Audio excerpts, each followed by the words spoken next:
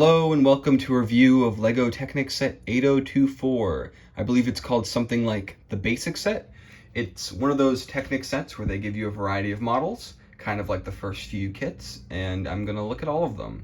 Not starting with this one because I'm actually recording this intro last, but yeah, that's all. Let's get into it. Here's the first build. I think it's pretty cool. I love how boxy it is. It reminds me of my beloved small car, but a Technic version, of course. It's got some nice gears in it, which make it so you can steer. Yeah, it works. I just have to a little bit. The instructions were pretty good, actually. They tell you like what parts you need and when. And with Technic, that's really important because the smallest error and it'll mess up the function of the build. But I think this is very nice. It doesn't use a ton of parts. It's very simple. It's just nice. I don't know. I love the brickiness of these Technic wireframe sort of sets. And the fact that this set comes with so many different builds that, at least for this one, it used almost every piece, which is really cool. And yeah, this is a good one. I like this middle piece, which I've never seen before, where it uses this piece that I've seen in trains and Life on Mars set. That it's usually like just like a balcony barrier for, you know, like on a bridge or something like that, like a wall to stop people from falling. And I guess this is the original purpose. You shove it in here and it moves with the gear, which moves these wheels, which is cool. It's just nice and simple and cool.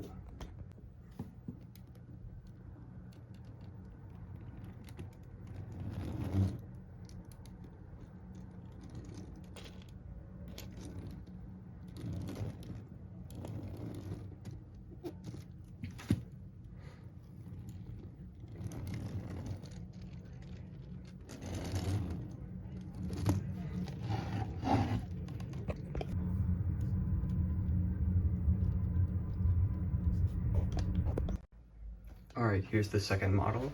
It's a little airplane, just like the other one, it's very condensed. It's a little bit wobbly, which isn't great, but I do love, of course, the propeller spinning. It's very, very cute. And a feature I've tried to emulate in my own builds in a bigger way. Not to say that this little quaint set isn't great, I don't know, whatever. Yeah, you also have this little propeller here, which is, uses a few of the blue pieces. It's kind of interesting how there's like 5 blue pieces, but they add a little bit, you know, it's a bit of an accent color.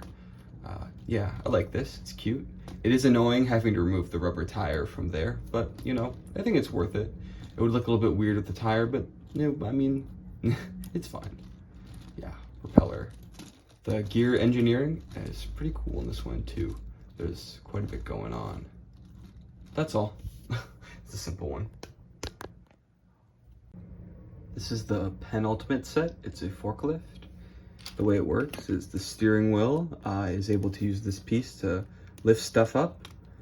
And as you can see, it works, but it's kind of awkward. The bricks really make this difficult because the sort of angles they need to get aren't really conclusive. They don't really work. The angles are off. Like, you need like a triangle or something, or like a bend, some other thing besides this, because this isn't really grounded to anything. So it just sort of is odd, but it's cool. It's also our first time with a seat. Maybe a LEGO Technic guy could go in there. They were introduced a little bit later, but I think, maybe they weren't. But yeah, that's all. This is a simple one. The last build, I'm pretty excited for, yeah. All right, this is the last build. It's a race car. I think it's really good. It doesn't use all the pieces, as you can see by these guys right here, but I feel like it just uses the perfect amount. The blue for the seat works really well. All the blue pieces are there. Same seat as the forklift. And in the back, they've got this spinning propeller, which I love. I love when there's little stuff like that. One thing to note is these wheels have a ton of traction. It's kind of hard to get them to go. You have to like really force it because it's just, maybe it's a little cramped in there, but yeah, it works. And of course, like the other one, there's a steering wheel. And I just think this is a really good build, a good one to end off on. There's not really much wrong with it, I guess. I love the brickiness of it. It almost like the wireframe look kind of makes sense because there are definitely like cars like this in real life. I don't know. I think it's very solid. there's not really much bad to say about it. I think it's a great model. And also great is the fact that in the instructions, they actually had a little guide to add a motor to it using whatever Technic motor was out at the time.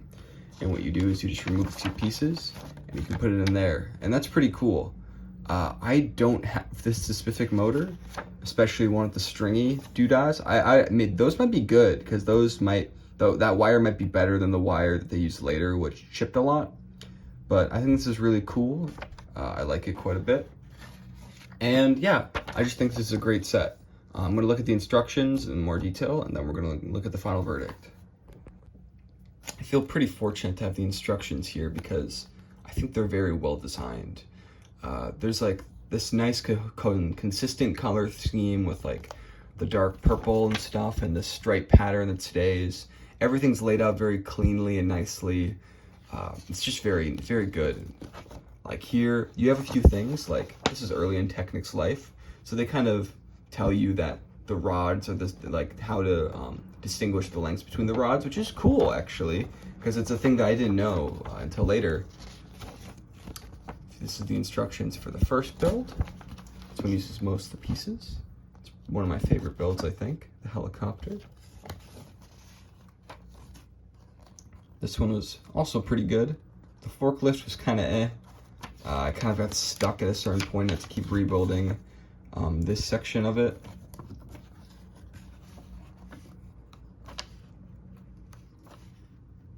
I like how the blue, it returns.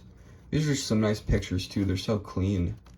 They don't feel like, they're not CGI. I do like the illustration-esque of the instructions. They just look so clean and nice. Like they did a great job with this. Hi, John. And we have the part with the Technic, including the end. I'm gonna zoom out a little bit because I'm having trouble seeing everything. And here we actually have some tips for some Technic tips for removing pieces. Like they recommend using a rod to get the pins out, which is pretty helpful, and getting them in, I guess. Same when they're inside one of the beams, and inside that piece, use it against, I guess push against a table. That piece was really difficult to remove when I was first done building this. For this one, a little, I guess use that contraption to push things out, I suppose. Or use the pressure by putting a rod in there. That's interesting. I didn't know that. This one really shocked me. So you can use a brick to wedge in between the two Technics, which is insane. I'm gonna show that in a second. Just this last one, you swivel it around, nothing crazy. And here's some alternate builds. It's just so cool how many possibilities are in this. I know it's supposed to be like a basic Technic kit, but I just really appreciate all that they put into this. Now let's look at that. Let's actually try that out. Let's try to use that method to separate two pins, because one thing about Technic that I don't like is that taking apart the pieces is really difficult and it hurts. So let's see, yeah, it works great. Look at that, that's awesome. Oh man, and that's 4 pins, that's quite a lot. And these are older pins, so it's like, and this is like an old set, so it's like, man, they want to stay together, you know? Okay, let's do as many pins as possible. Like, look, 8 pins. It's working, it's working. It's not perfect, but if you do it a few times, this definitely hurts less than pulling them apart manually.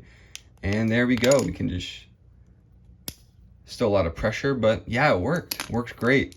I love that, like, in these early Technic sets, it's just it's interesting because like the idea of Technic as a whole was new. Every part of the system had to be sort of explained, and like the genius of it wasn't, you know, they show little dioramas and stuff to like let you know like how well thought out this is, because Lego Technic is just a fantastic system in itself. And I think that's conducive to my final thoughts on this set, because I just think Lego Technic is so fun when it's simple like this. When there's maybe a function or something, maybe it's not the most complicated. It doesn't have to be a real life object or whatever. It can just be a weird little car that you build with like little gears and stuff. It's nice, and I don't know, I love the wireframe aesthetic and the simple colors. It's beautiful. It's wonderful. These tires are super, super weird. Like this inside, I didn't even know that was the inside of a tire. It's got like an H. And these tires, I guess that's an axle. These tires, like they stuck to them, and I had to rip it off, and it was really violent and weird. But yeah, that's all. Good set. Great set. Have a good one.